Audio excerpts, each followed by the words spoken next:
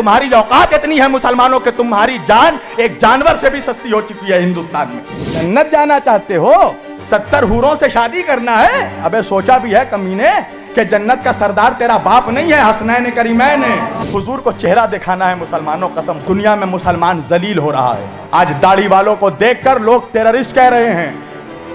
आज मुसलमानों के चेहरों पे दूसरी कौमें थूक रही हैं। अभी सोचा इसकी वजह क्या है? इसकी वजह यह है कि मुसलमान हर दौर में अहले बैत का गद्दार रहा है। हुसैन का ज़बा करने वाला हर हर महादेव का नारा नहीं लगा रहा था, अल्लाह अकबर का नारा लगा रहा था। हुसैन को कत्ल करने वाला कोई हिंदू नहीं था, कोई बजरंग दल नहीं था, कोई आरएसएस नहीं था। हुसैन को जितने लोग कत्ल करने आए उनमें से कोई हाफिज था, कोई कारी था, कोई मुफ्ती था, कोई मौलवी था। क्या तमाशा हुआ इस्लाम की तकदीर के साथ, कत्ल शब्बीर हुए नारे तकबीर के साथ।